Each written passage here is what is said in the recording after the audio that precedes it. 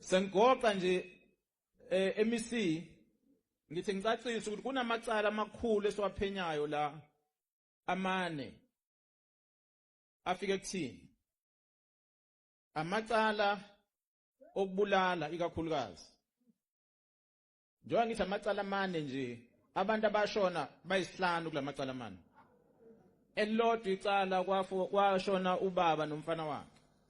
bexabana nenye insizwe emgaqweni angazi baxathwa kanjani ngeemoto wabadubula abashona babili leyo ndoda ke iboshiwe yagwetshwa 25 years ungabuzi kumkhwanazi ukuthi kufa abantu ababili u25 years angiyona inkantolo eminika u25 kodwa sesiyakuthola ke MEC ukuthi lo muntu nalesikhala asebenzisile ukubulala uyise nendodana isona sikhali esibulale owayekade eyilunga lenkatha ikhansela la kule ndawo owabulawa qala isona sikhali esabulala lo kade umngane walelo khansela encathwe induna la kule ndawo sesithola ukuxhumana kwalokho sithola ukuthi yena lo esimgwebile wayekade uyaphatheka kulolu kubulawa kwalo muntu wayekade ekhansela nale umngane wekhansela wayengeyedwa ke nalo ehamba naye kodwa lo ehamba naye usashona kuona lamacala omabili uphenyo lusaqhubeka ke MEC nakwelinye icala ukuthi sazi ukuthi obani laba ababulala abantu kodwa sikutholayo ukuthi kunento yokubanga umhlaba okhona la iyonto ebangela ukuthi kube nalokufa kwalabantu okwesibili sithola ukuthi kunokubanga ubuduna kule ndawo lutho uphenyo kukhona insizwe yasabisa loyo wayibekiwe njengenduna wekade eyisosha wabuza ukuthi unasiphi isibindi sona ukuthi uhlale kule sihlalo soba induna akuphelanga insuku ezingaki walimala lo nduna lo into esenzile ke MEC sithathe wonke lamacala sawanika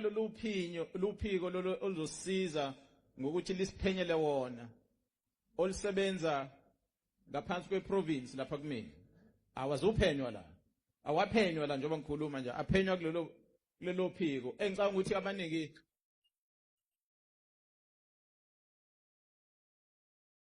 ukuthi abaningi ke sebeze balwazi besingathanda ulazi kakhulu MEC kodwa kulezi insuku sezela duma kakhulu ngoba uphiko oluthunywa ukuthi libheke ukulimala nokuhlaselwa kwamalungu omphakathi okuyibona kakhulukazi abaholi bethu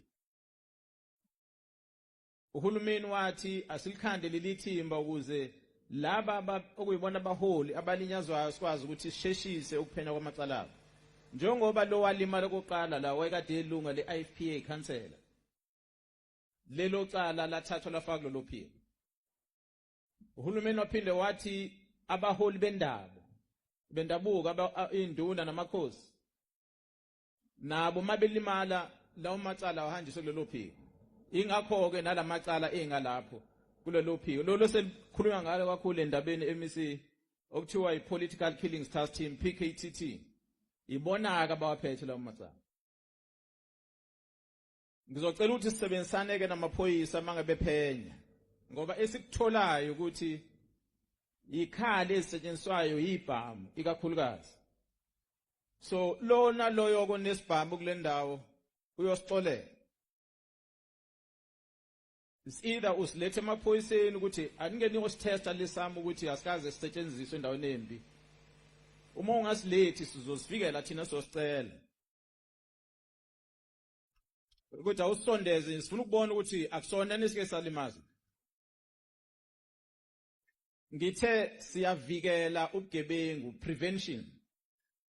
sivumeleni ukuthi sikuvikele ubugebengu ngoba okulandelayo emva kwa prevention ucombating masithi siyacombatha uzolibuza ephoyisa ukuthi what does combat mean okusho ukuthi lokho kusesinqeni lephoyisa kufanele iphoyisa likubambe ngesandla ngoba usuke sekukuphi ngiyacela ukuthi singaze sifike kuloko bakwethu program director Angifuni ukwanda kakhulu, ngicabanga ukuthi lento esengiyichazile seyophuma ku TikTok ukuthi umkhanazo uyibize lembizo nje akuyona yamaphoyisa akuyona yobukhosi eyokuvimba ubugebengu. Ngiyabonga kakhulu.